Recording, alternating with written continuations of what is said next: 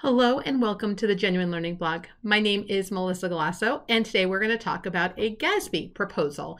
This is related to the implementation guidance that they plan to issue in 2023. This is something that I think GASB does that has been really fantastic. A few years ago, they decided to make implementation guidance more authoritative, and therefore it had to go out for public comment.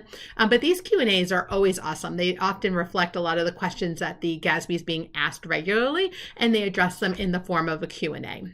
And so I think that's been really helpful for us for a number of years now, really get a better understanding without having to either change the guidance, etc. And so this one actually was issued in October 31st of 2022, but we've just had so many other topics that were pressing, like changes to the lease standard for FASB and others, that we haven't gotten around to doing this in a blog. And so super excited we finally got to it. Good news is it's a long comment period. Comments aren't due until the end of January 20th of 2023.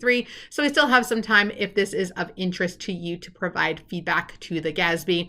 And again, these are meant to either clarify, explain, or elaborate on a specific GASB statement. And in this scenario, they are hitting on three basic statements, which is making sense because obviously those are the statements that we're focused on right now. So obviously GASB 87, which was effective back in June of 2022, more questions coming in particular in the area of short-term leases. So there were three questions related to short-term leases that they addressed, and then three questions related to recognition and measurement, some lessee, some lessor. Again, very niche areas, but definitely something I would take a read of, because sometimes I find things that are really interesting, especially their focus on the short-term leases and some of the questions around cancellations. Those are always really interesting questions. So highly recommend there.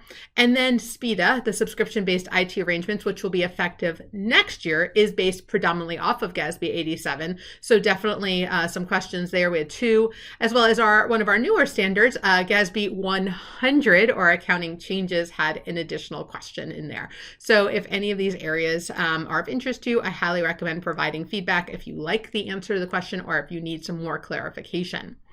In addition, sometimes they update the answer to Q&A, and that is true around lease classification. So while this was answered in a previous implementation guide, they did go back and make some changes to it. So definitely take a look at that there.